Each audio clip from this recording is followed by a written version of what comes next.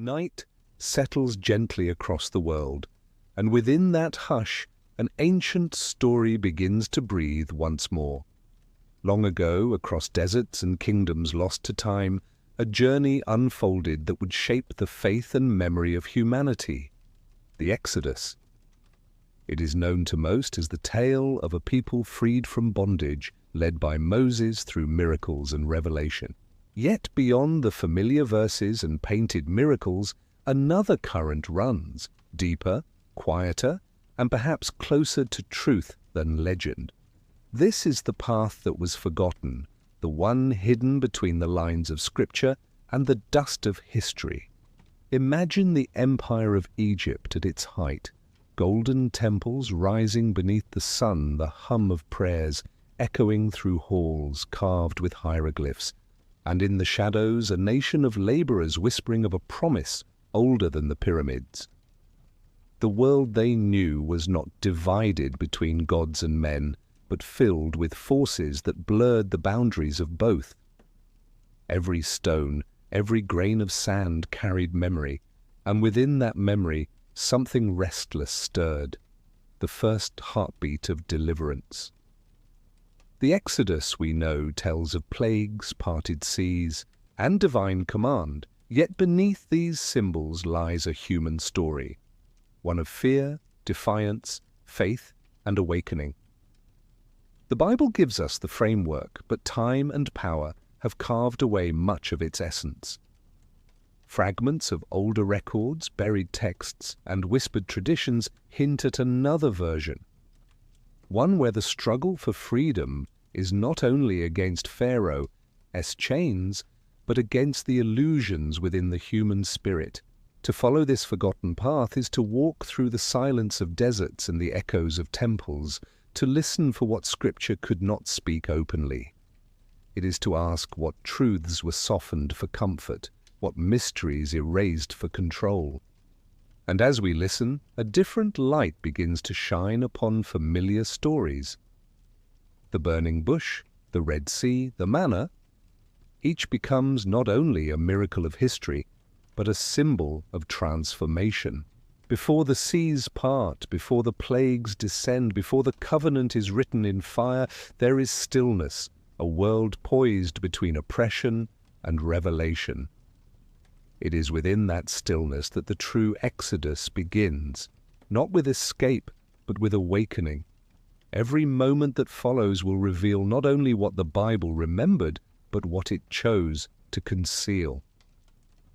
If stories like this speak to you, tales woven from faith, history, and the quiet pulse of mystery, remember to subscribe to the channel, like this video, and leave a comment sharing your thoughts. Your support helps these hidden histories continue to find their voice, so together we can keep exploring the wonders buried beneath time's ancient sands. Centuries before the desert wind would taste freedom, the Hebrews lived under the blazing sun of Egypt's empire. Beneath the towering monuments and shimmering palaces, their world was carved from stone and sweat. Days bled into nights in the rhythm of labor, the same prayers rising like dust into the air, blending with the scent of wet clay and the murmur of the Nile. Life was a cycle of endurance. Bodies bowed in toil, hearts bound in hope. Yet, in the stillness between tasks, whispers passed among them. Stories of an ancient covenant, of ancestors who had once walked under stars, guided by a promise, echoed like soft thunder beneath the overseer's shouts. Pharaohs came and went, their names etched into obelisks that pierced the horizon, but the Hebrews remained neither fully slaves nor fully free. Their gods were silent, their identity stretched thin between assimilation and remembrance. Egypt's gods ruled the land with golden masks and eyes of lapis, but the people of the old promise carried something invisible, a spark that no whip could extinguish. They spoke of an unseen force that had once called their forefather from a distant land, promising descendants as numerous as the stars. This idea lingered like an ember in the darkness, quiet yet alive, glowing faintly beneath centuries of silence. Tension grew within the empire like a hairline crack beneath a statue's surface. Egypt's wealth, drawn from conquest and harvest, began to depend more on control than reverence. The Hebrews' labor had become indispensable, yet their number swelled with each generation, causing unease in royal chambers. Advisors whispered warnings of imbalance, of the danger in allowing a foreign people to thrive under the gaze of Ra. Priests read omens in the flood patterns of the Nile and found disquieting signs, a year when the river rose too high, another when it barely moved at all. The harmony that bound heaven and earth seemed to falter. Within this growing unease, life continued as though nothing had changed. The Hebrews sang to their children of a land they had never seen, a homeland their ancestors described in stories, half remembered and half believed. The youngest listened with wide eyes, unsure if those tales were truth or comfort. The oldest repeated them not out of certainty, but to keep the thread unbroken. Beneath Egypt's splendor, a people preserved memory as resistance. Every name, every ritual, every whispered prayer was an act of defiance, a refusal to vanish. Amidst the bustling marketplaces and the sacred processions of gods carried through the streets, a quiet undercurrent grew. Egypt was a civilization built on order, the divine balance between chaos and harmony. Yet that balance was beginning to tilt. Foreigners, laborers, and dreamers lived in the shadow of the pyramids, each carrying a fragment of destiny unknown even to themselves. The winds that once carried incense toward the heavens now seemed to carry questions. Why did the stars above move in new patterns? Why did dreams grow darker, filled with restless symbols? Hebrew elders began to speak of signs, subtle yet undeniable. Children were being born with fire in their eyes, mothers felt the pulse of change in their wombs, and even the priests who served the Egyptian gods could sense a shift they could not name. Something immense, something ancient, was stirring beneath the sands. Not rebellion, not yet, but awakening. The boundaries between the human and the divine, between dream and waking, grew thinner. Rumors crept through the slave quarters and even into the heart of the palace. Rumors of a prophecy, of a deliverer to be born among the oppressed. It was said that a seer had seen it in a vision. A child born under the shadow of Pharaoh's throne, who would one day rise against the might of Egypt. The prophecy was both hope and terror, carried in secret, its meaning twisted by fear and desire. None could yet imagine that the fulfillment of that vision would shake the world itself.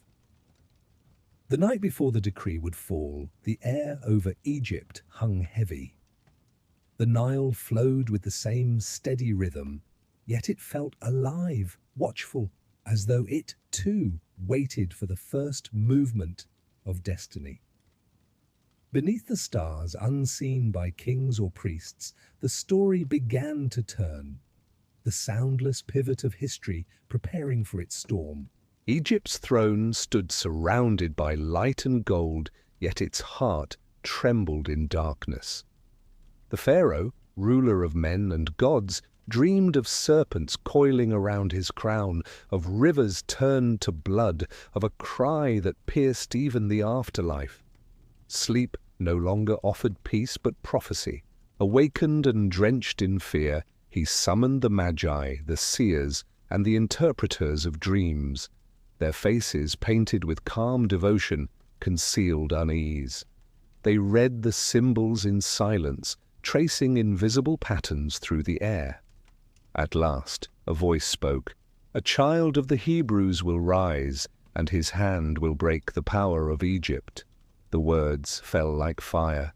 In a single breath, the pharaoh's fear transformed into decree.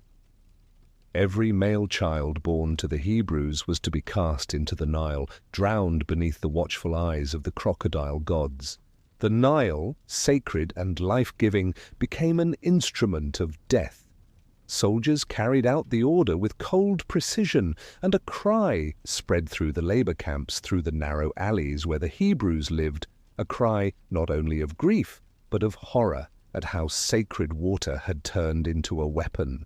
Among those who wept was a young woman of the Levite line. Her name is lost to most retellings, yet her courage shaped eternity. She hid her newborn son in secret, wrapping him in soft linen, nursing him beneath the whispers of night. Days passed in terror. Each sound outside their dwelling could have been the steps of death approaching, yet something within her refused despair. She dreamed, perhaps, that the river which devoured others might somehow spare hers. She crafted a small basket, sealed it with pitch, and placed her son inside. Her hands trembled as she set him upon the current. The Nile moved with slow grace, carrying the infant through a labyrinth of reeds and reflection. Birds called overhead, and the wind whispered through papyrus as though speaking to the child directly. To many, it was an act of desperation. To those who felt the pulse of unseen forces, it was ritual. The mother had surrendered her child not only to chance, but to destiny, trusting that the same current that had once birthed Egypt's life would now protect its redeemer. In the palace, the pharaoh's daughter bathed in the river that her father had turned into a grave. The water shimmered against her skin as attendants stood silently nearby. Her eyes caught sight of the basket drifting toward her. A cry rose from within, delicate yet insistent. She reached for it, drawn by something she could not name. When she lifted the lid, the infant's gaze met hers, and the rhythm of history shifted again. That moment, suspended between cruelty and compassion, carried the weight of countless generations. The daughter of the oppressor took in the son of the enslaved. She named him Moshe, drawn from the water. Few realized that name held the memory of both drowning and deliverance, of death transformed into birth. Egypt had unknowingly adopted the very child its prophecy had feared. In the quiet chambers of the palace, the child grew surrounded by luxury, unaware of the decree that had nearly claimed his life. Yet something about him unsettled the court. The priests spoke of strange lights around his cradle, of dreams that returned each time he slept. Pharaoh's daughter dismissed their fears, but deep within the royal walls, murmurs grew, that the gods of Egypt had allowed into their midst a child who did not belong to them. Night after night, the Pharaoh awoke to the same vision, the same cry, the same fire, the same river now turning against him. His heart, hardened by pride and fear, could not discern that destiny had already entered his household. The storm he had tried to prevent had been cradled in his own palace. Egypt slept unaware, yet the heavens had already begun to shift. Beneath the golden sun, the Nile stretched like a serpent of glass, winding through the heart of Egypt, giving life, taking life, holding secrets older than the pyramids. Its waters were said to carry the breath of gods, its flood a heartbeat connecting heaven to earth. Every year, when the river rose and fell, the people of Egypt celebrated renewal. But on one hidden morning, the Nile became a witness to destiny. Within its reeds, a small basket drifted, bearing a child whose cry blended with the hum of eternity. The current that carried the infant was more than mere water. It was memory, a reflection of all that had been and all that would come. The Hebrews saw the river as the edge of exile, a place where faith was tested against fear. Egyptians saw it as the channel through which the divine communicated with the living world. Between those beliefs flowed a single child, suspended between two worlds, carried by forces neither side could fully understand. In ancient Egypt, to be cast upon the Nile was not only a sentence of death, but a rite of passage into the unknown. The priests of old believed the river to be alive, its depths inhabited by spirits of wisdom and judgment. Legends told that those who entered its flow with pure intent might be reborn on the other side, cleansed and chosen. The story of the infant on the river mirrored these mysteries too closely to be coincidence. The waters carried him past statues of crocodile-headed gods, past priests chanting to Ra, past the gates of Thebes and into the stillness of the royal gardens.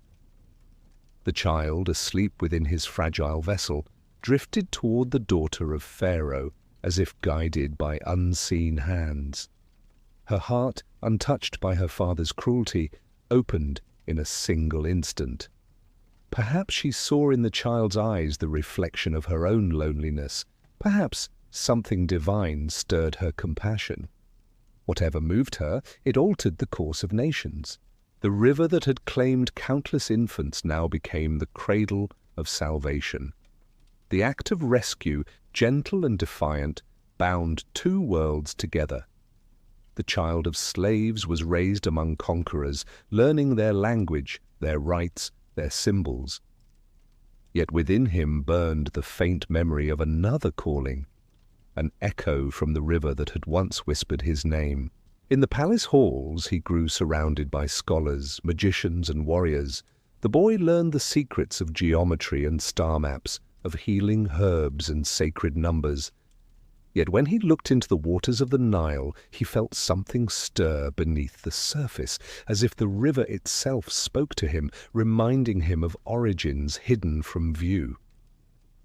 The reflection he saw was not only his face, but the meeting of two destinies, the blood of the oppressed and the education of the oppressor.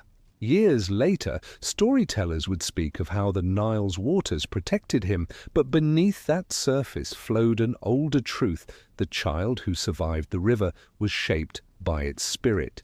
He was not merely spared, he was chosen by the very element that symbolized both life and death. The Nile had been his first teacher, whispering to him of patience, mystery, and transformation. As night fell over Egypt and the moon shimmered on the river's skin, the palace slept, unaware that within its walls lived a boy who belonged to two worlds and yet to neither. The stars above glimmered in ancient patterns, the same constellations once watched by shepherds in distant lands. The air carried a stillness that precedes revelation. From the reeds of the Nile to the corridors of the Pharaoh's court, the silent hand of destiny continued to move, shaping the path of the one who would one day turn the tide of history itself. Golden corridors stretched endlessly through the heart of Pharaoh's palace, lined with hieroglyphs that glowed faintly in the torchlight, each one proclaiming divine kingship and eternal order. Within these halls walked a young man clothed in linen finer than moonlight, carrying himself with the bearing of royalty, yet harboring a silence that none could name. Moses, though raised among princes, carried an unspoken question within him, a quiet fracture between who he appeared to be and what his soul whispered at night. Every reflection in polished bronze reminded him that he was not entirely of this world, nor of the people who had built it. Days unfolded in ceremony and study. Tutors instructed him in the ways of power, teaching that every movement of Pharaoh's hand echoed the will of the gods. He learned the ancient language of command, the symbols that bound the stars to human destiny. Yet as he walked through gardens scented with lotus and myrrh, he felt a dissonance beneath all the beauty. The chants to Ra and Horus echoed through marble courtyards, but his heart did not answer. He had been drawn from the waters, not born from the sands. A subtle knowing stirred within him, that his place within these walls was a test, not a belonging. Beyond the palace gates, life pulsed differently. He would ride through the labor fields, watching thousands bend under the sun, shaping bricks that would never bear their names. Their eyes, though weary, carried a quiet fire that unsettled him.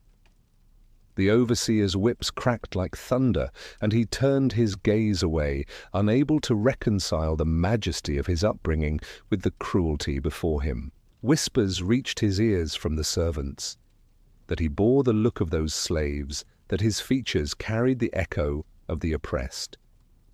Each whisper was a spark igniting a truth he could not yet face. Night brought no rest. Dreams wove themselves around his mind, rivers turning to blood, sand shifting into waves, voices calling him by a name he did not know. He would awaken drenched in sweat, the torches flickering like watchful eyes. Perhaps the gods of Egypt were speaking to him, or perhaps another presence altogether. His adoptive mother comforted him, assuring him he was favored, chosen by destiny itself. Yet her words, though loving, rang hollow. Destiny had not yet revealed its face.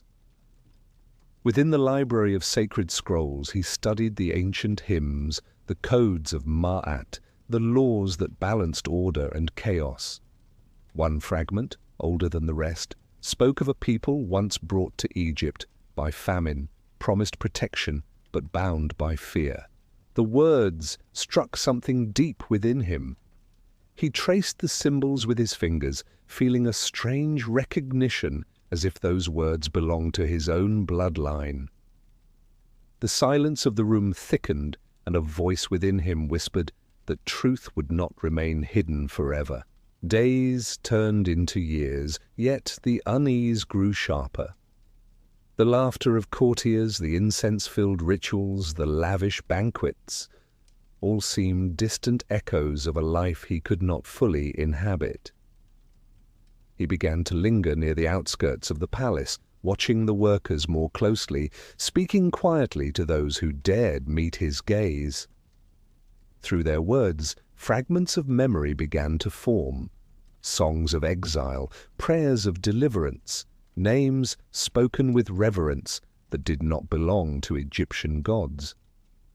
A sense of belonging began to awaken, not among those of rank, but among those of chains. In that realization, something within him shifted.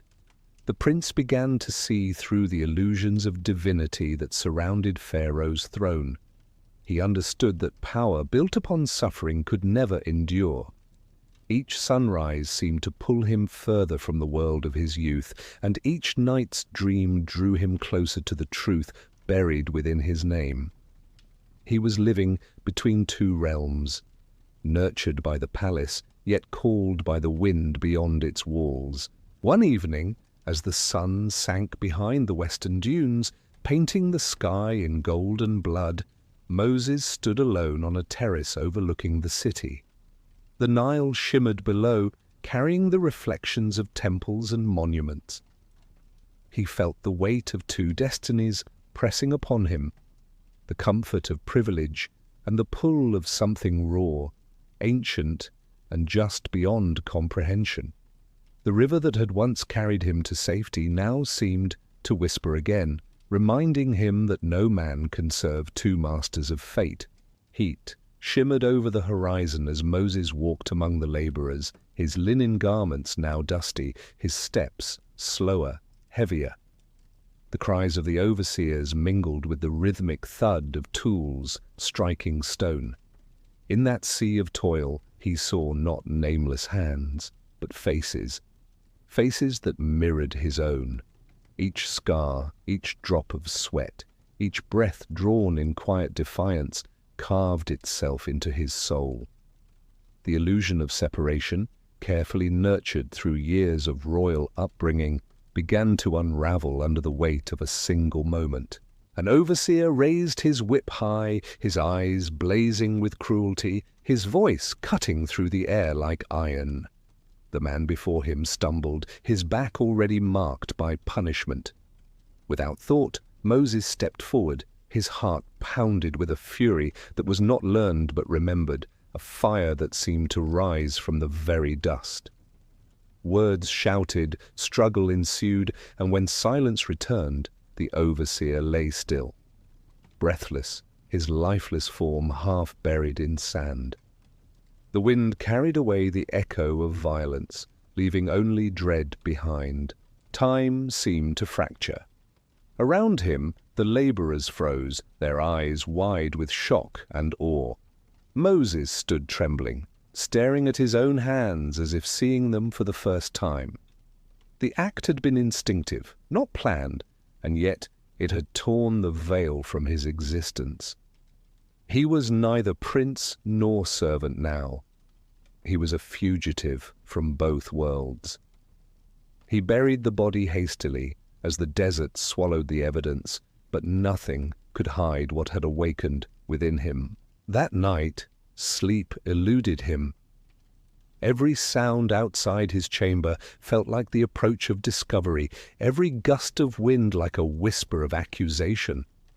The palace walls that had once offered safety now seemed to close in, pressing upon him like judgment itself. News of the killing spread faster than he imagined.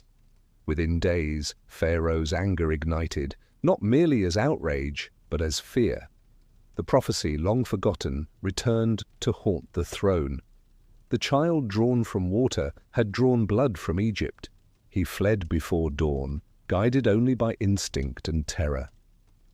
The Nile receded behind him, and the desert opened like an unending sea of silence. Sand stretched to every horizon, shimmering under a merciless sun. His fine garments tore, his sandals split, and each step became a prayer for survival. Hunger gnawed at him, thirst burned his throat, yet he pressed onward, away from the only life he had ever known. The solitude of the wilderness stripped him bare. Gone were the symbols of rank, the authority of education, the comfort of belonging. All that remained was breath, dust, and the haunting echo of the life he had destroyed. Yet within that silence, something began to stir. Not guilt alone, but awareness. Exile, though cruel, was becoming initiation. Nights in the desert carried an otherworldly stillness. The stars glimmered with a clarity unseen in Egypt's haze, each one a cold reminder of his smallness. He began to sense that this vast emptiness was not absence, but presence, a place where voices beyond human hearing whispered their truths. The desert was a teacher, its lessons harsh yet purifying. Hunger became humility, thirst became prayer, silence became revelation. As days turned into weeks, he found himself drawn deeper into that sacred loneliness. The sun's fire during the day, the cold bite of wind at night, both seemed to shape him anew. What had begun as flight was transforming into pilgrimage. Somewhere beyond the dunes, purpose waited, hidden yet patient. The prince who had killed for justice was being unmade so that the prophet could begin to emerge. Rocky hills rose from the sands like the bones of the earth, silent witnesses to the passage of centuries. Moses had wandered long enough that time itself seemed to dissolve. He lived among shepherds now, tending flocks far from the reach of empires, his heart quieter, his mind clearer. Years of solitude had washed away the noise of Egypt, leaving space for something vast to enter. Each dawn he watched the light spill over the ridges, and each evening he felt a growing awareness that his wandering was nearing a threshold. One day, while guiding the flock across a barren slope, his gaze caught something strange in the distance, a flicker of light where none should be. The air shimmered faintly around it. Curiosity drew him closer, though every step felt heavier, as though unseen eyes watched his approach. Amid thorn and stone he saw it clearly, a bush aflame, yet the branches remained unconsumed. The fire breathed without smoke, its color deeper than gold, alive with an intelligence beyond comprehension. Heat did not scorch his skin, nor did the flames sway in the wind. The air hummed with vibration, as if the very ground pulsed with awareness. He stood still, rooted in awe and fear. Then from within that light a voice emerged, not a sound carried through air, but a resonance that spoke directly to his spirit. It called his name with a tone that carried eternity itself. He fell to his knees, trembling, unable to distinguish whether the fire was outside or within him. The voice spoke of a people bound in suffering, of a covenant long neglected, of a promise that must be remembered. Yet its words were not commands alone. They were invitations to become more than a man, to become a vessel for something vast and ancient. Moses resisted, his voice breaking as he questioned his worth, his ability, his strength. But the light did not waver. It told him that weakness itself was the path, that emptiness was the space where power could dwell. Fear mingled with awe as he realized the fire was not destruction, but revelation. The flame mirrored the state of his soul, burning, yet unconsumed. Within that paradox lay the essence of the divine. It was not a god of vengeance or conquest, but of awakening. It demanded not sacrifice, but transformation. The command to remove his sandals was not ritual, it was surrender, the recognition that he stood upon ground made sacred by presence alone. As he listened, the world seemed to dissolve into stillness. The hills, the wind, even the flock faded into silence. All that existed was light and awareness. The task set before him was immense, to return to the land of his birth, to confront the empire that had raised him, to free a people still dreaming in chains. The voice told him that he would not go alone. The same presence that spoke from fire would walk with him in shadow and storm. When the light finally dimmed, he stood in the quiet aftermath, heart pounding, eyes wet with something deeper than tears. The bush still stood, its leaves untouched, its silence filled with lingering warmth. He looked toward the horizon where Egypt waited beyond the dunes, and the desert wind whispered through the thorns like a farewell. He gathered his staff, the same instrument that had guided flocks through wilderness, unaware that it would soon become the symbol of power over kings. The path back toward Egypt was long, yet each step felt certain. The wanderer had heard the voice of eternity, and no silence could ever erase it. Desert winds followed Moses as he descended from the highlands, the air filled with the scent of dry stone and memory. Each step toward Egypt carried the weight of both past and future, a return to the land that had shaped him, and a confrontation with the life he had tried to forget. Years of solitude had carved stillness into his spirit, yet now that stillness quivered with purpose. His hands, once trembling with guilt, now held the staff as though it were a living extension of his will. He walked not as a prince, not as a fugitive, but as a vessel for something greater than himself.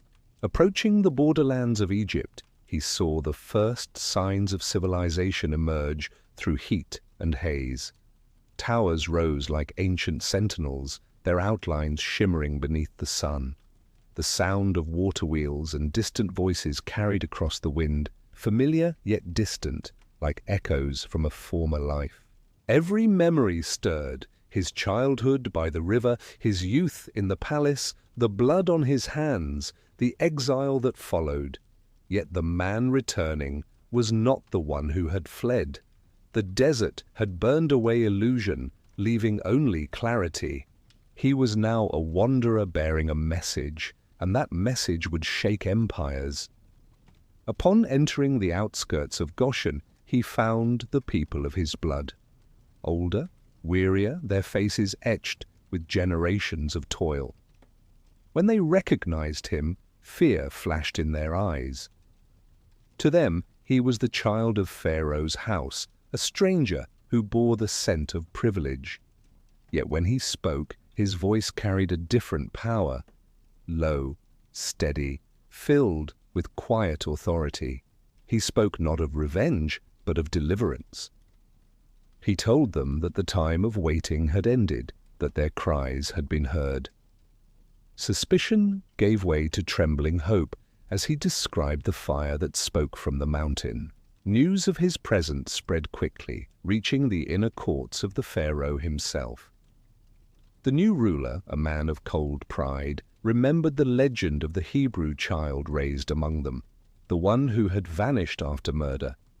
He ordered Moses brought before him.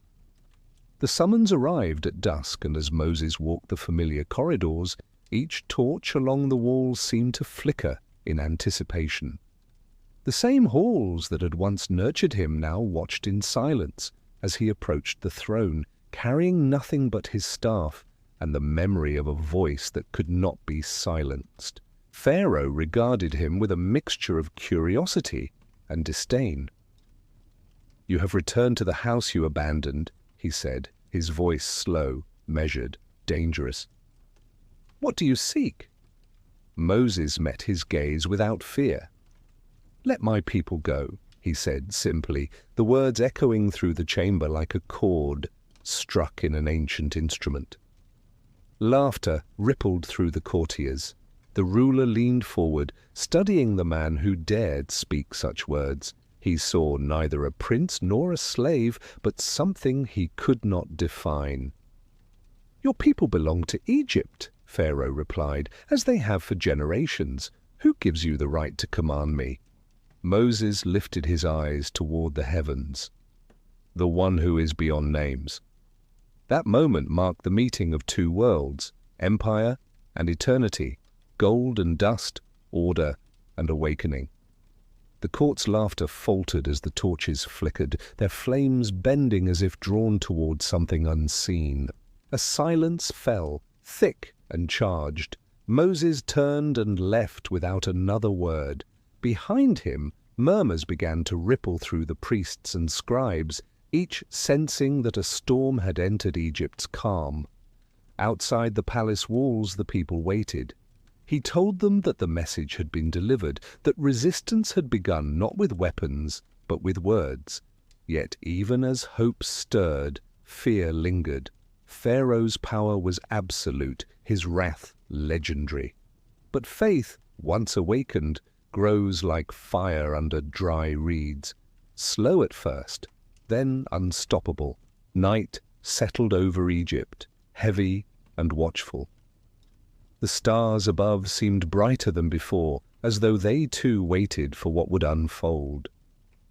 Moses stood alone by the river that had once cradled him, its dark surface reflecting both memory and omen.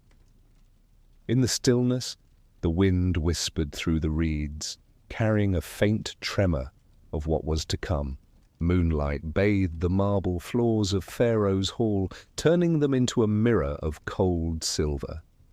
Priests lined the walls in solemn silence, their faces painted with symbols of wisdom and protection. At the center stood Moses, his staff gripped firmly, his eyes fixed on the ruler who once called himself divine. Behind the throne, painted on gold, the sun disk of Ra gleamed, watching as ancient powers prepared to collide. Pharaoh demanded proof of the power Moses claimed to serve. His magicians stepped forward, their hands weaving intricate gestures, murmuring secret words that bent light and illusion. Serpents slithered from their rods, hissing upon the polished stone. The court murmured in awe. Without hesitation, Moses cast his staff to the ground. It struck the floor with a sound that seemed to echo from deep beneath the earth, and as it lay there, it began to move.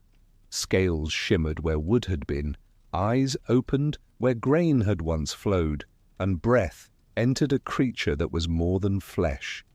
It was symbol made manifest. The serpent coiled, alive with authority not of man, but of mystery itself.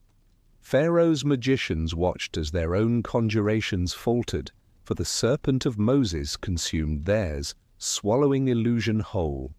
Gasps rippled through the court as the symbol of divine deception was devoured by truth. Pharaoh's eyes narrowed, masking his unease with disdain. He called it trickery, a parlor act of desert spirits. Yet something in his expression betrayed recognition, an ancient fear that this was no mere display. The staff reclaimed its form when Moses lifted it again, whole and unbroken. Silence hung over the hall like smoke. The ruler turned away, his voice colder than stone.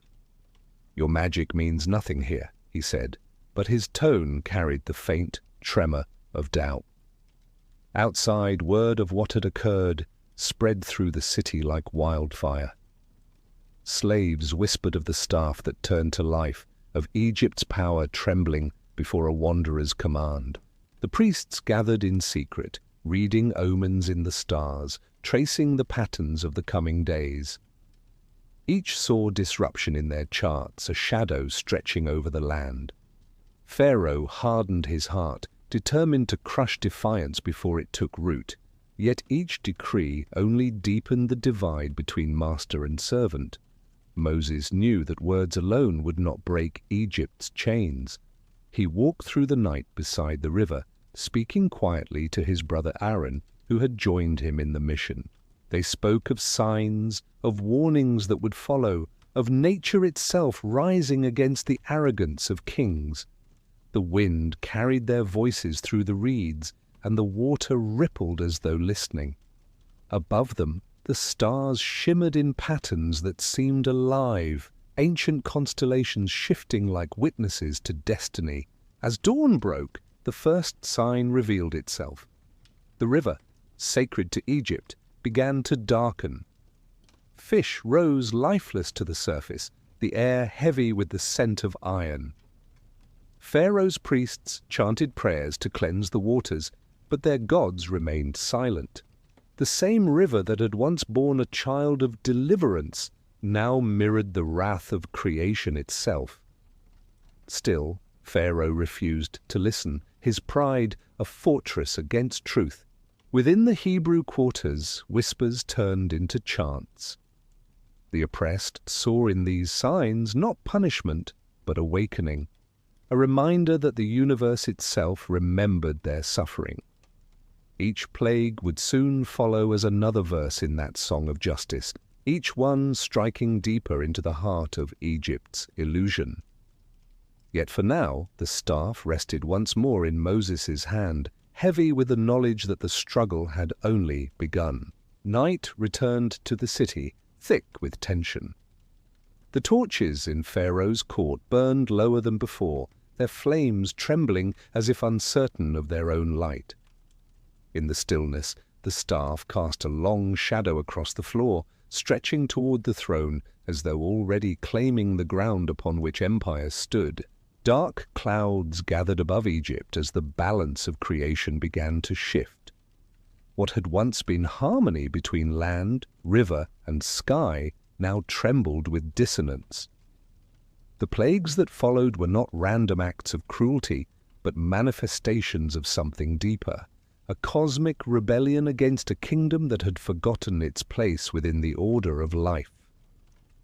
Each calamity unfolded with purpose, tearing away another layer of illusion, revealing the hidden power of the unseen. The first came through the river, the heart of Egypt's existence. Water turned to blood, rich and red, flowing with the pulse of divine outrage. Pharaoh's magicians imitated the act, but imitation could not cleanse the stench of decay. The people turned away from their sacred source, digging in vain for clean wells along the banks. The lifeblood of the nation had become a wound, a reflection of the blood spilled through generations of oppression. When the second wave came, the land erupted with living movement. Frogs swarmed across every chamber, filling temples and kitchens alike. They leapt upon the altars of gods, croaking amid incense and gold, desecrating the symbols of false order. What had once been a creature of fertility became a harbinger of corruption. Each sound echoed as a question. Who truly ruled this land, man or creation itself?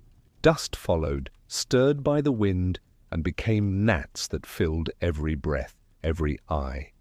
The magicians could no longer replicate the power, for it came not from spell or command, but from the earth's own revolt.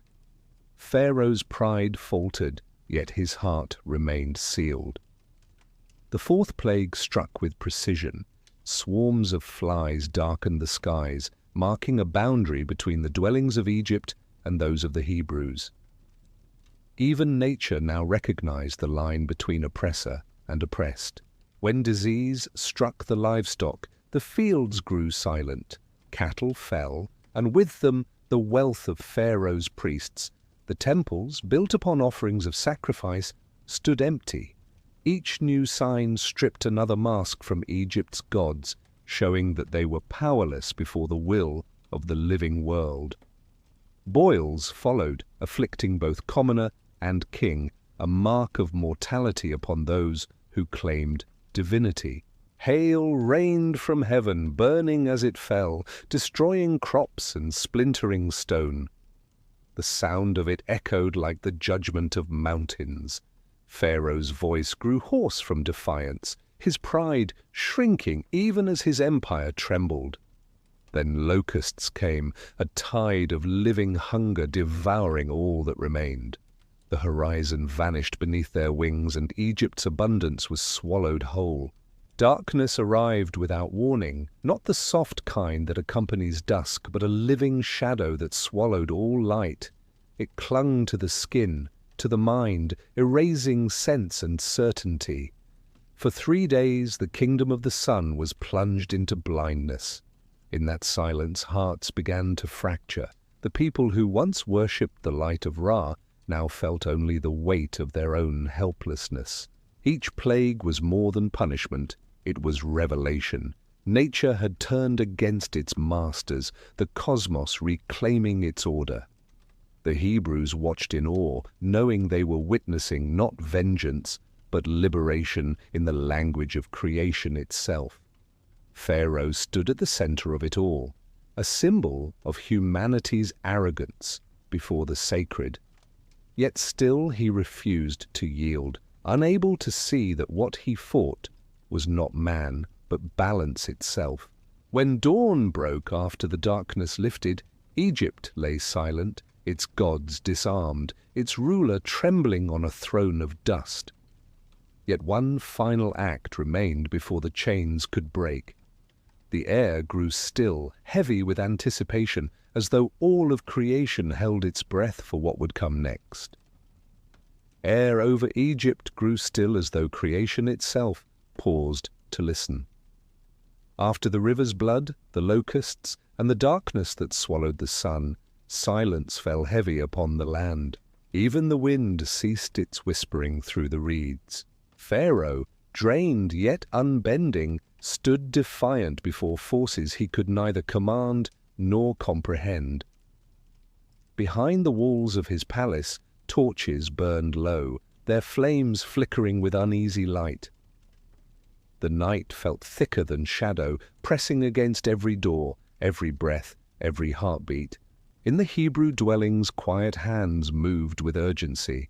Families gathered beneath roofs of clay, preparing in obedience to the strange instruction Moses had given.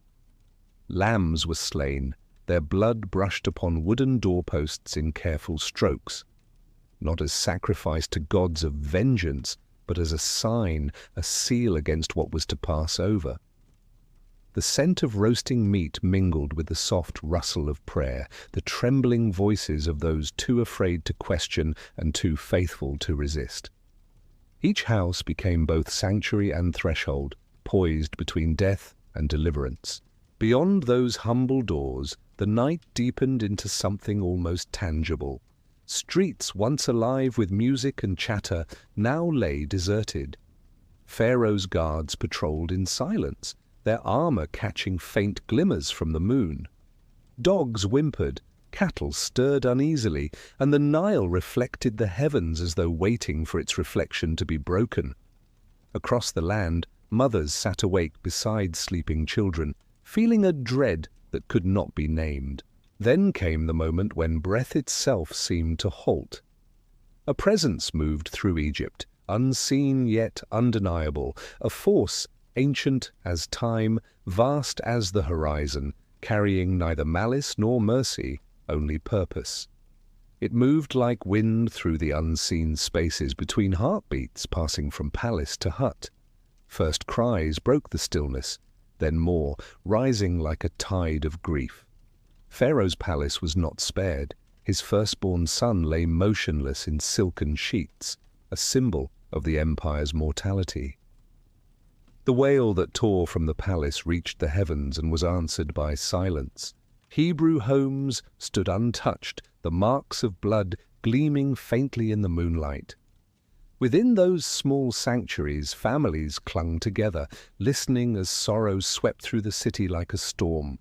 Each cry carried both terror and recognition, the birth of understanding that power built upon suffering cannot stand forever.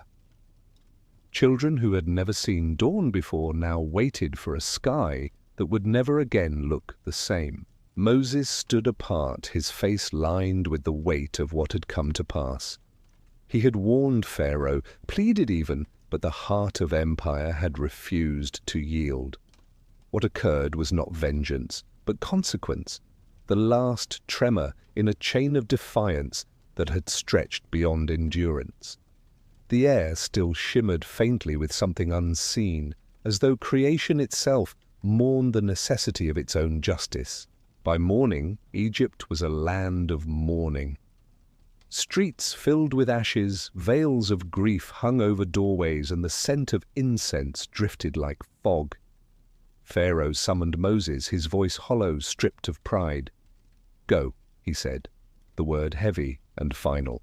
"Take your people and leave this land." His eyes no longer burned with rage, only emptiness. The hollow gaze of a man who had seen the veil between gods and mortals torn apart. As dawn began to stretch its light over the horizon, the Hebrews gathered their belongings, their children, their hopes. Doors opened quietly, and the people stepped into the morning as if stepping out of a long dream. Sand beneath their feet felt cool, sacred, real. The night of terror had passed, but its echo would linger through generations, a reminder of what was lost and what had finally begun. First light touched the horizon like a blessing, pale and trembling. Across the land a sea of movement stirred, thousands upon thousands of people stepping into the unknown. Their garments still smelled of smoke and blood, their hands carried what little they could, yet their faces shone with something more powerful than fear. They walked not in triumph, but in awe, as if aware that every footstep pressed against the boundary between bondage and freedom. The city behind them was still grieving, but Egypt's silence now served as witness to their departure. Columns of families stretched across the plains, their shapes shimmering through the desert haze. Elderly leaned upon staffs, children clung to their mothers' robes, and animals trudged alongside, bleating softly in confusion.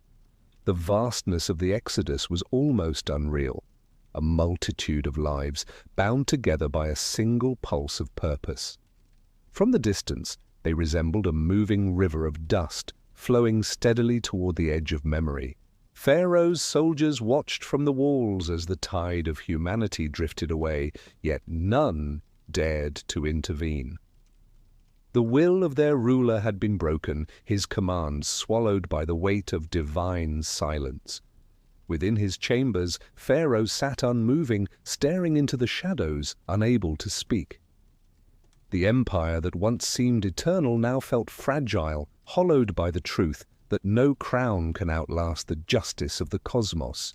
Out on the open plain, the sound of sandals against sand became rhythm, heartbeat, prayer. Songs began to rise from among the people, not of victory, but of remembrance. They sang to the God of their fathers, to the one who had heard cries carried by centuries. The melody wove through the crowd like wind through reeds, lifting spirits weary from generations of silence. The road ahead was long, but for the first time the horizon belonged to them. Night fell upon their first encampment, and a hush settled across the multitude. Fires burned low, casting red halos upon faces marked by both fatigue and wonder. Above them, the sky stretched infinite, scattered with stars so vivid they seemed to breathe. Children gazed upward, asking their parents where those lights led. The elders smiled faintly, saying they pointed to a land promised long before they were born. Yet freedom brought unease. Behind them lay the ruins of what had been their home, cruel yet familiar. Ahead stretched the wilderness, vast and merciless. Fear whispered that Pharaoh might change his mind, that chariots might soon thunder across the horizon. But within every fearful glance, courage flickered. Each soul understood that retreat was impossible, not because the path back was blocked, but because something within them had changed beyond repair. Moses walked among the people, his staff leaving a trail in the sand. He spoke little, but his presence was enough. The glow of firelight reflected in his eyes carried the calm of one who had faced both man and mystery. He knew that freedom demanded more than escape. It required transformation. The desert ahead would test them in ways no chain ever could. As the wind rose over the camp, carrying the scent of dust and salt, the people slept under the open heavens. In dreams, the cries of Egypt still echoed faintly, but they no longer carried terror. They had become reminders, the sound of chains breaking, of destinies shifting. The Exodus was not merely a flight, it was a birth. A nation was learning how to breathe for the first time. Moonlight bathed the desert in pale silver as the great procession moved onward, following the faint shimmer of stars. Days of travel had turned feet raw and spirits weary, yet an invisible hand seemed to guide their way. Behind them, Egypt stirred once more. Pharaoh's grief had twisted into rage, his pride rekindled by vengeance. From the shadows of the palace, the thunder of chariots rose, wheels striking stone, horses snorting as the empire gathered its might for one final pursuit. Far ahead, the Hebrews reached the edge of the sea. Before them stretched a vast expanse of dark water, glimmering beneath the stars, its waves whispering in rhythmic defiance. Behind, the distant rumble grew louder, dust rising from the horizon like storm clouds. Panic spread through the camp. Mothers clutched their children, men shouted in confusion, hearts pounding with the realization that they were trapped.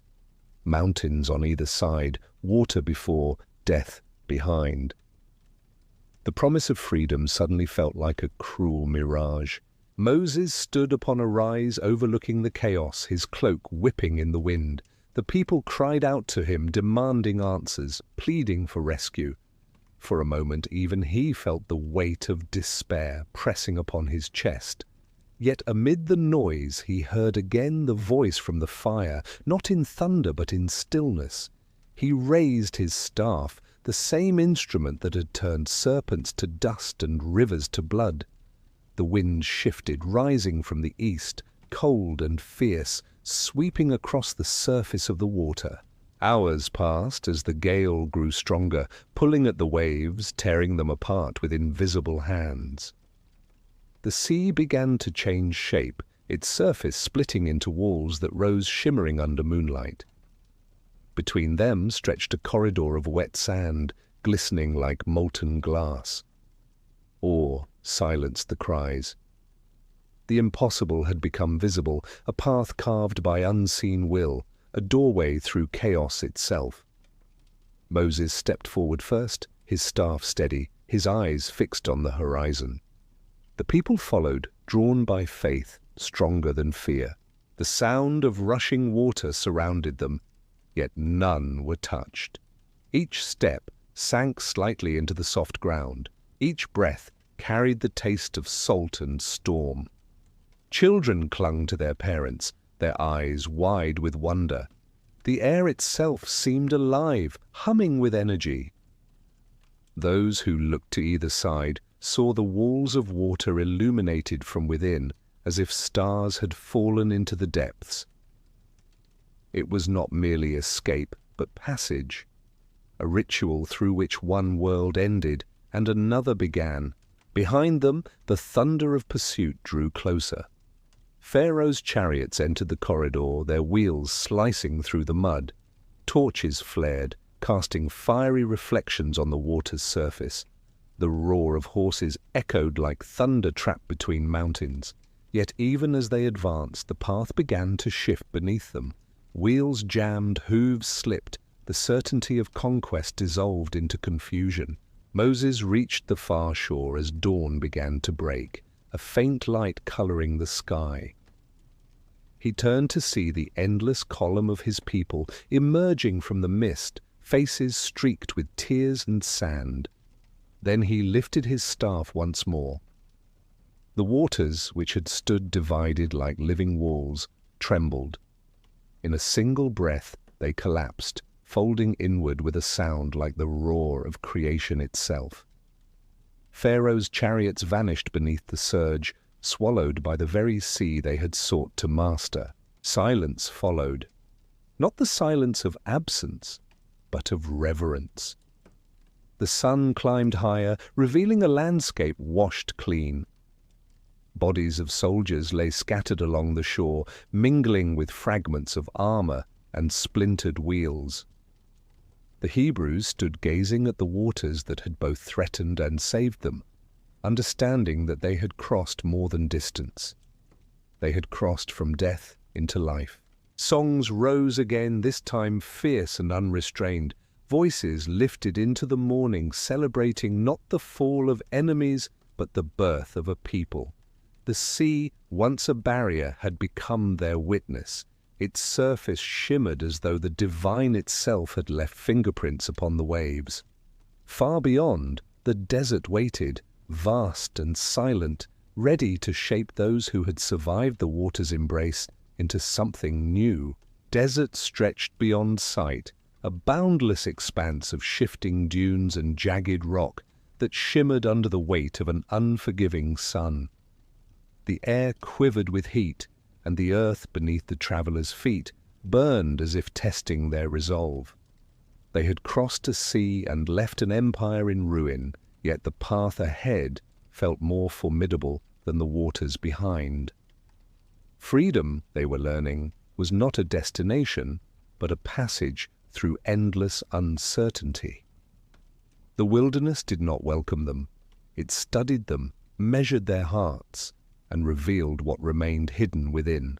Wind moved across the sands with a voice of its own, low and ceaseless, as though the desert whispered stories of those who had wandered before. Every grain carried echoes of forgotten travelers, of ancient caravans swallowed by time. At night, when the fires burned low, the people listened to that whisper, half believing it was the murmur of unseen watchers. Even the stars seemed closer here, vast and cold, as if observing this multitude with solemn curiosity. Thirst became their constant companion. Water skins ran dry before noon, and children cried under the weight of heat. Murmurs spread among the weary, questions whispered into the wind about why they had been led into such emptiness. Yet amid complaint and doubt, there was also wonder. For in the harshness of the desert, miracles began to reveal themselves in quiet ways. Springs appeared where there had been only rock, and shaded valleys opened like secrets shared only with those willing to endure. Moses led them not as a conqueror, but as a listener, attuned to the silent guidance that flowed through each gust of wind. His face, burned by sun and solitude, carried a calm that defied exhaustion. When the people faltered, he reminded them that liberation demanded more than escape. It required transformation. To shed the chains of Egypt was easy compared to shedding the fear that Egypt had planted within them. Every mile of sand was a mirror, showing each traveler what still bound their spirit. Camps grew along dry riverbeds marked by circles of stones and smoke that curled upward like prayer. Nights brought both terror and beauty. The horizon glowed faintly beneath the moon, and the desert's chill wrapped around them like another test. Yet in that stillness they found an unexpected intimacy. Families huddled together, strangers became kin, and songs began to rise again, softer this time, shaped by both gratitude and endurance. Across the endless dunes, shapes appeared, nomadic tribes who watched the wanderers from afar. Their faces were veiled, their movements fluid as shadows. They neither threatened nor welcomed, only observed. Perhaps they recognized in this vast procession an echo of their own endless search. The Hebrews moved onward, learning that the wilderness itself was alive, ancient, and unwilling to yield its lessons without trial. Food became scarce and hearts began to falter. Yet each morning they awoke to find traces of dew clinging to the rocks, droplets that shimmered before melting into the earth. It was as if the desert wept for them, giving what little it could. They learned to read the language of silence, how to sense water in the air, how to find refuge in shadow, how to listen for direction, not from the sky, but from within. When the wind howled, they remembered Egypt's noise and realized that freedom's silence was sacred. The wilderness, harsh and unyielding, was reshaping them, stripping away every illusion of control. Only those willing to surrender to its rhythm could survive. The desert was not merely a place of punishment, it was a crucible, burning away all that was false, leaving behind only faith, breath, and endurance. First light broke across the barren land, washing the dunes in gold, yet hunger gnawed at the people more fiercely than the sun. Supplies had dwindled to nearly nothing, and the few remaining provisions were guarded like relics. Faces grew thin, eyes hollow, and murmurs of despair began to rise once again. Memory became cruel. Thoughts of Egypt's feasts haunted them, of bread warm from the ovens and fruit that hung heavy from trees. Freedom, they whispered, had given them nothing but hunger and thirst. Moses stood apart, listening to the wind as he always did. His spirit wrestled between compassion and frustration, for he understood their fear, yet also sensed that this trial held purpose. He raised his face toward the rising light and spoke to the unseen. His voice carried across the still air, a prayer born not of demand, but of surrender. That night, the camp slept uneasy, unaware that their answer was already forming in the vastness above. At dawn, a strange sight met their eyes. The ground shimmered with a thin white covering, delicate as frost yet glistening like pearls. It spread across the sand as far as sight reached, soft underfoot, almost luminous. The people gathered around in wonder, speaking in hushed tones, afraid to touch what appeared to be light itself made solid. When they tasted it, sweetness filled their mouths. Unlike grain, unlike fruit, yet nourishing in ways no food had ever been. They called it manna, a name born of astonishment, meaning only, "What is it?" Each morning it appeared anew, blanketing the desert before the sun grew fierce. Those who tried to hoard it found it melted by noon, as if it refused to serve greed. It came in perfect measure, enough for each day, no more, no less. The people learned that sustenance did not come from abundance, but from trust. Every sunrise became a promise renewed, every handful of manna a reminder that the universe itself responded to faith. Children laughed again, gathering the strange flakes in baskets.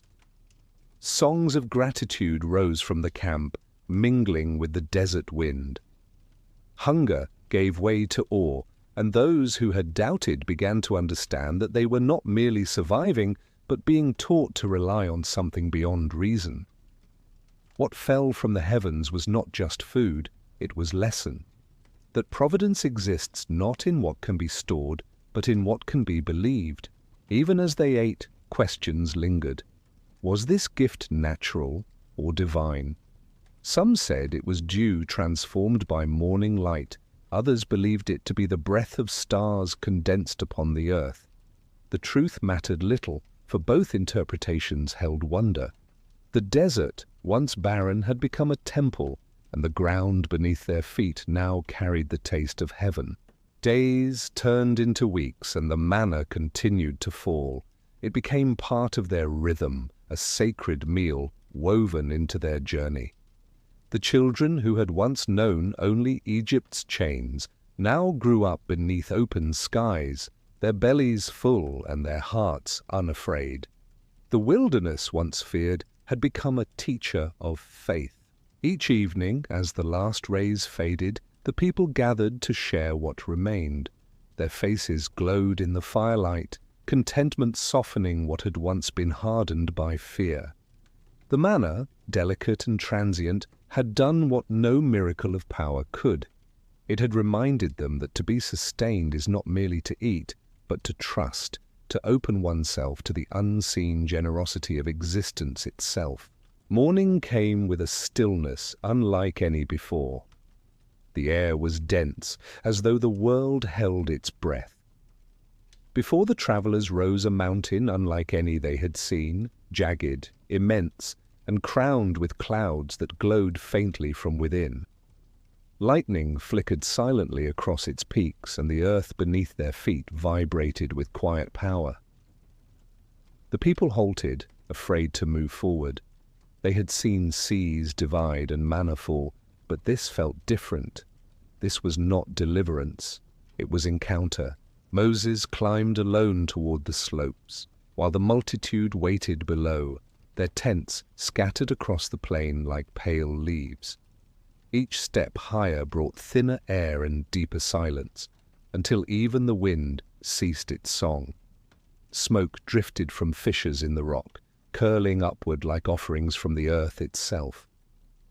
When he reached a plateau, the sky above burst open in brilliance.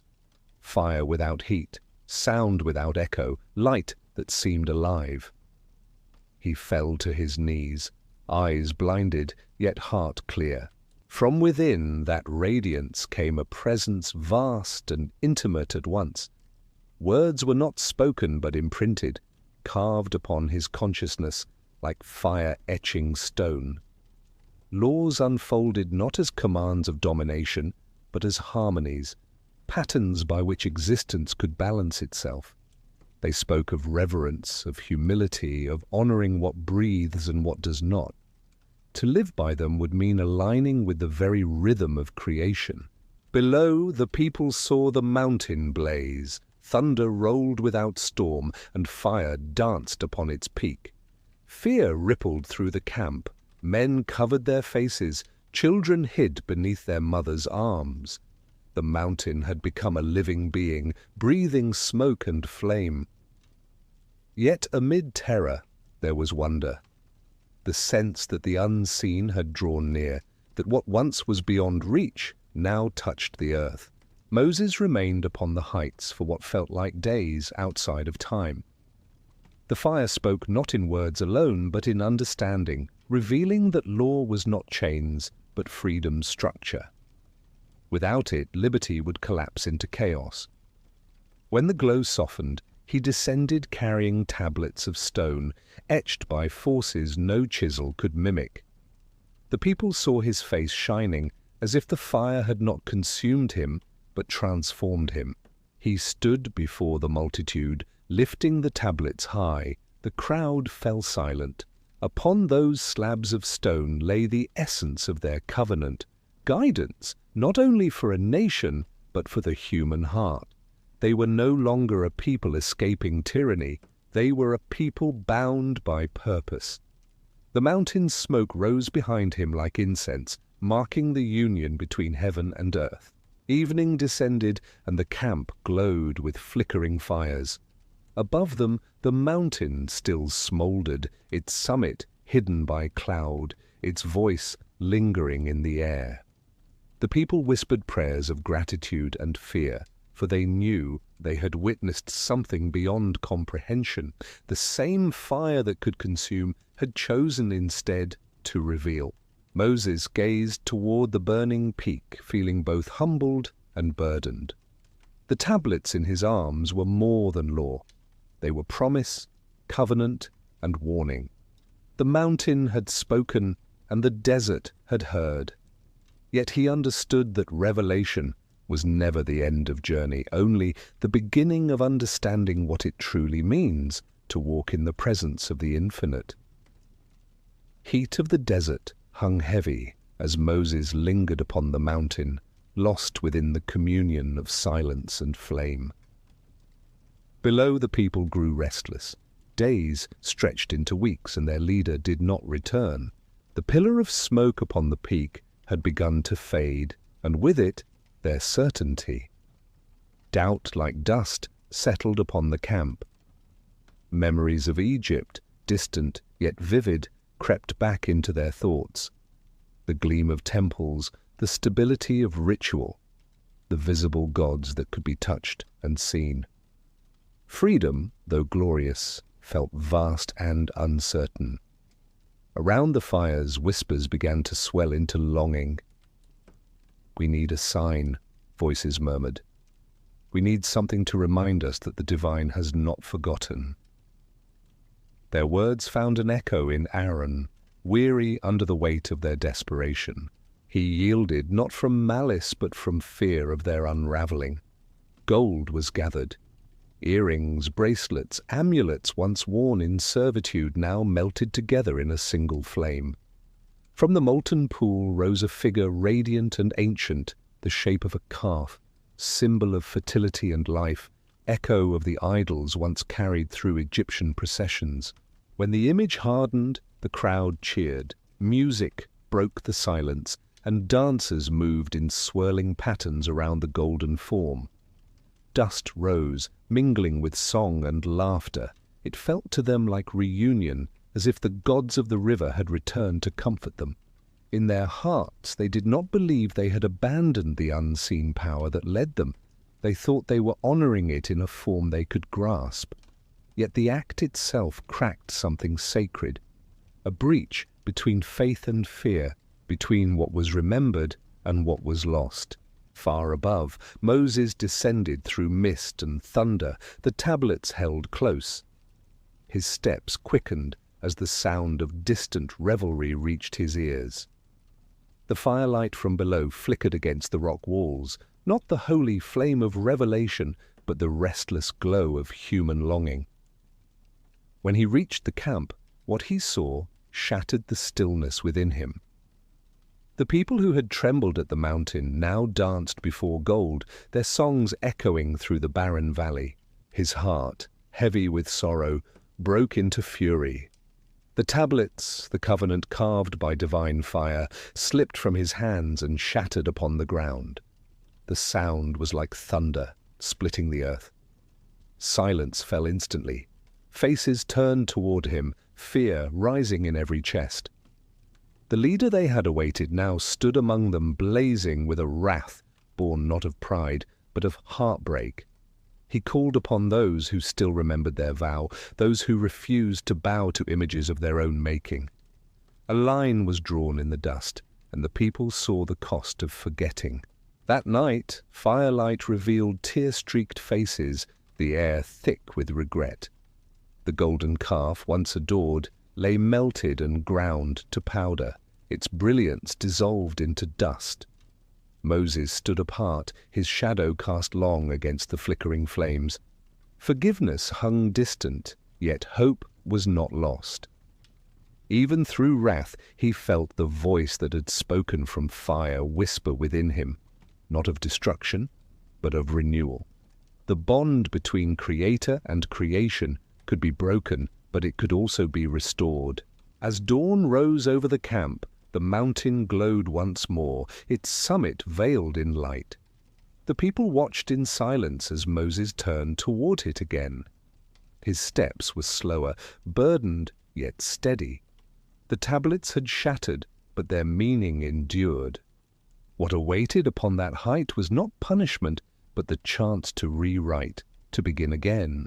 Mist curled along the ridges of Sinai as Moses climbed once more, his heart heavy with what had passed. Each step carried the weight of both anger and forgiveness. The mountain seemed changed, quieter yet deeper in presence, as if it too mourned the fracture between people and promise. The ascent was not a journey of distance, but of transformation. The fire no longer roared in judgment. It flickered softly, waiting for a soul prepared to listen without pride. When the summit appeared through the haze, silence pressed upon him like a cloak. He fell to his knees, not in fear, but in exhaustion, and whispered a plea, not for power, not for revenge, but for understanding. The light that met him did not burn this time. It warmed. From within that glow came revelation again, gentler yet profound. What had been broken below would be restored above. Yet within that restoration lay mystery. Words meant not for every ear, truths that could not survive the corruption of time. Stone reappeared before him, smooth and grey, awaiting inscription. Yet, as the new laws formed upon their surface, another vision unfolded. Patterns of symbols older than language, meanings that reached beyond command into the fabric of existence itself. They spoke of balance, of unity, of secrets that could not be shouted from mountains or carved in public view. These were teachings meant for those who would seek the divine, not through obedience, but through awakening. Moses understood that not all truth could be shared. Humanity, still fragile and uncertain, required guidance in measure. Too much light blinds as easily as too little. So he received two sets of words, one for the multitude below, to anchor them in order, and one hidden within his heart to sustain the unseen bond between mortal and infinite. The visible law would guide hands, the hidden law would guide souls. As he descended once more, the air grew brighter, yet his expression carried gravity. Those who watched from below saw only the tablets of stone, but within his gaze lingered knowledge unspoken. He had seen the uncarved commandments, the truths that existed before law, the silent harmony woven through all creation. His face shone faintly, reflecting not the fire of wrath, but the light of comprehension. The people gathered as he returned, their eyes filled with reverence and fear. He lifted the tablets for all to see, speaking words of renewal.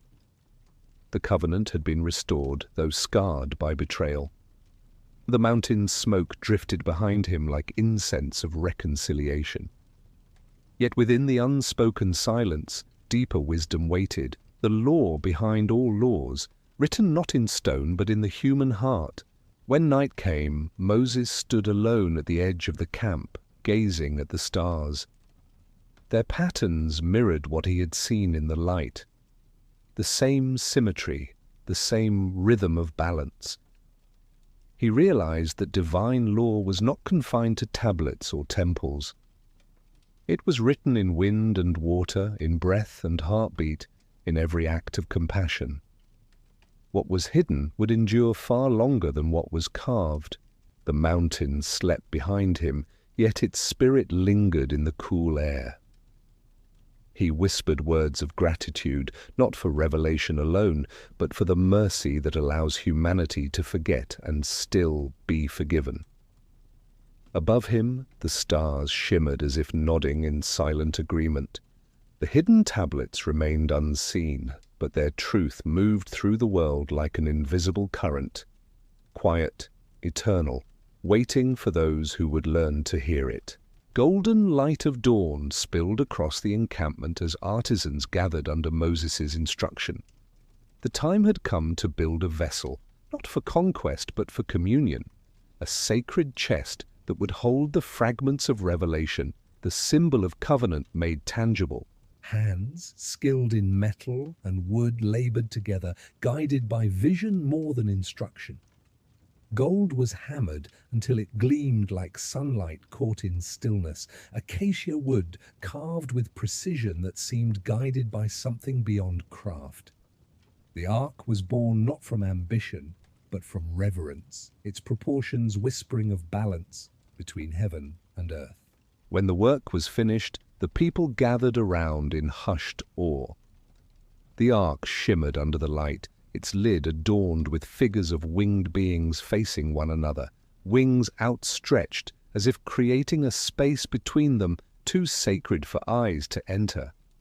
Within that emptiness, it was said, the unseen presence would dwell, not contained, but made known. The ark became the meeting place between divine and mortal, the echo of the voice that had once spoken from flame. Carrying it required purity of spirit as much as strength of arm.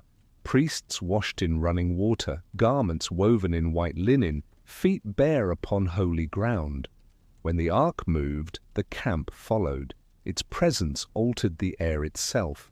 The wind shifted direction, animals grew still, and the sands seemed to hum faintly beneath the procession. To those who carried it, time felt suspended. To those who watched, it appeared as though the object itself breathed. Legends began to weave around it, even as it traveled.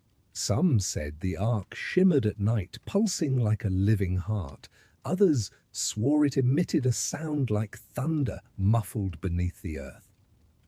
Yet those who were closest understood that it was not the chest that held power, but the connection it represented. The reminder that humanity could approach mystery without being consumed by it. During storms, lightning often struck near, but never upon the ark. When wind tore through the tents, it remained unmoved, as if surrounded by an invisible wall. People began to believe it carried not just spirit but energy, an essence capable of shaping events, bending nature itself. Moses guarded it carefully, knowing that reverence could easily turn into obsession. It was not meant to be worshipped, but remembered, a signpost pointing beyond itself. As the years stretched onward, the ark accompanied them through valleys and deserts, always at the center of their wandering. When battles came, its presence inspired courage. When despair rose, its shadow reminded them that the covenant endured. The people began to see it not as treasure but as mirror, reflecting both the divine promise and their own capacity to fail or to rise. On quiet nights, Moses would sit near it, the faint gleam of gold reflecting firelight upon his face. He would think of the river that once carried him, the mountain that spoke, the people who faltered and learned. Every event had led to this. Not an object of power, but a living symbol of remembrance. The ark, like faith itself, demanded humility, to approach without owning, to believe without seeing. When he closed his eyes, he could feel a hum, low and steady, like the heartbeat of the universe. The ark held within it not just stone, but resonance, the vibration of covenant, the pulse of creation remembering itself. It would pass through generations, through wars and exiles, through hands both faithful and corrupt. Yet its essence would remain unchanged, the reminder that between heaven and earth lies a space where silence becomes voice and where presence can be felt even when unseen. Seasons dissolved into one another until time itself became fluid. Days of wandering turned to years, and years to decades. The desert, which had once seemed endless, became a landscape of memory, each dune and valley carrying stories whispered from generation to generation. Those who had left Egypt as slaves had become elders. Those born beneath the open sky knew no other home. Freedom, once a dream, had turned into a way of being. Fragile, cyclical, ever-evolving. Camps shifted like tides, fires burned in new places each night, and paths formed only to vanish under wind. The people moved with the rhythm of the wilderness, learning patience through repetition. Faith was no longer a burst of miracle, but a slow unfolding, like dawn creeping across horizon. Many questioned why they had not yet reached the promised land, yet others began to sense that arrival was not about geography but transformation. The desert shaped their minds as surely as it shaped the land. Children learned to read stars as scripture, to hear the whispers of wind as guidance. Those who once feared silence now found comfort in its constancy. Each trial, hunger, thirst, loss became a teacher. The wilderness was carving them into a people not of chains but of spirit, a nation tempered by endurance rather than by walls. Moses watched generations rise and fade like waves upon the sand. Faces changed, but the covenant remained. The ark traveled with them always, glowing faintly in firelight, reminding them of where they had come from and what they carried. In dreams, he often saw the land beyond, hills clothed in green, rivers flowing freely. Yet each morning he awoke among dust and rock. The promise endured, but its timing was hidden. Elders told tales of Egypt to those who had never seen it, of rivers that glimmered with fish, of palaces vast as mountains. To the young, these stories sounded like myths. Their Egypt was not a place but a ghost, a word that meant oppression more than geography. Their true inheritance was the desert, and though harsh, it had given them something no empire could: identity forged through perseverance. As years folded upon themselves, memory blurred, dates, counts, seasons began to slip away. 40 years passed not as measure but as rhythm, as if time itself bowed before the slow alchemy of transformation.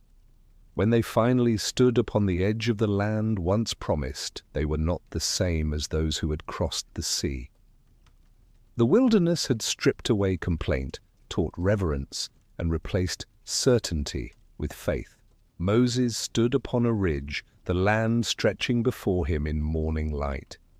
Rivers gleamed like veins of silver, mountains rose in gentle slopes, and valleys bloomed with green. He felt both fulfillment and longing, knowing his journey had reached its boundary. The people behind him were ready, though they did not yet know it. They had become more than wanderers, they had become keepers of story, bearers of a truth older than any nation. Wind carried across the plain, warm and fragrant. He closed his eyes, feeling gratitude ripple through every fiber of his being. The years that had vanished had not been lost. They had been transmuted, turned into wisdom, patience, and strength. The desert had not delayed their destiny, it had prepared them for it. Every moment of hunger, every grain of sand beneath their feet had been sacred, each one a step toward becoming what they were always meant to be. Morning mist drifted low across the valleys as the wanderers stood upon the threshold of a new world. Before them stretched rolling hills covered in dew, fields unmarked by labor, rivers that glimmered beneath the dawn. For the first time in living memory, the scent of green filled their lungs. Not the dry wind of desert or the salt of the sea, but the fragrance of life renewed. They had walked through death and exile, crossed wilderness and revelation, and now the horizon itself seemed to breathe in rhythm with their hearts. The land promised to their ancestors was no longer a dream, it was the ground beneath their feet.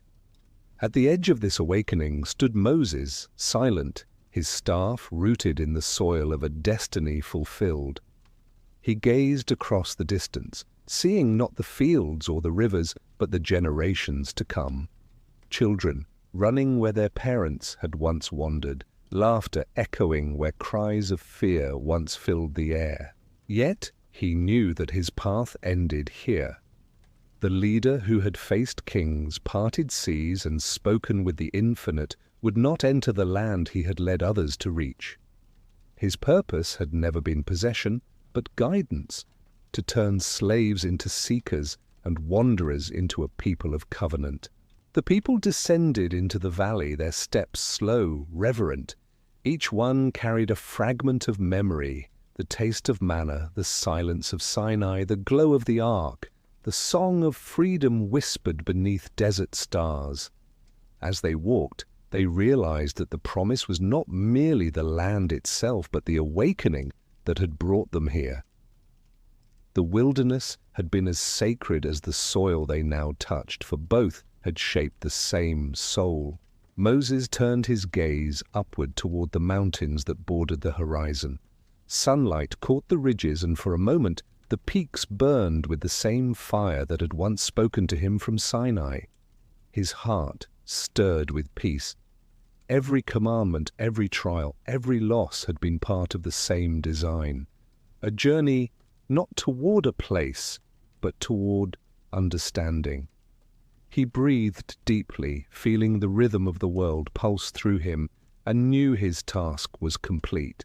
The people watched as their leader ascended one final hill, his figure fading into the golden light. No one followed, for all understood that this was the path between man and eternity. When he reached the summit, he stood motionless, bathed in radiance. The wind lifted his cloak gently, as if the desert itself bowed in farewell. Then the light grew brighter, swallowing form into brilliance, and the wanderer became part of the horizon he had always followed. Down below, the ark rested beneath a canopy of trees, its gold catching the light of morning. Around it, families began to settle, marking the beginnings of villages that would one day become cities. The journey was over, yet its echo lingered in every heart. They no longer looked behind them for signs or wonders, for the miracle now lived within them. The quiet strength to build, to remember, to believe. As the sun rose higher, voices lifted in song once more. It was not the chant of deliverance or the cry of suffering, but a song of gratitude woven from every trial and triumph they had endured. The words carried across the hills, mingling with the rustle of leaves and the hum of bees. The land beyond the promise had received its people, and in that meeting of earth and spirit, a new story began. One not carved in stone, but written in the living pulse of generations. Evening fell softly over the valleys, and the stars returned, ancient witnesses to all that had passed. They shimmered above the encampments like eyes of memory, reminding those below that every journey, no matter how long or uncertain, carries within it the possibility of transformation. The story of Exodus was no longer one of escape, but of awakening, a movement from fear into faith, from bondage into being.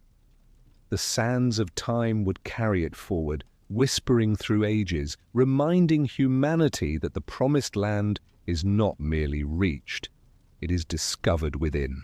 As the last echoes of this journey fade into the quiet hum of the night, let your thoughts rest upon the path these travelers walked, from despair to deliverance, from shadow to revelation. Every story of faith mirrors our own, each desert a reflection of the trials we endure, each dawn a reminder of renewal.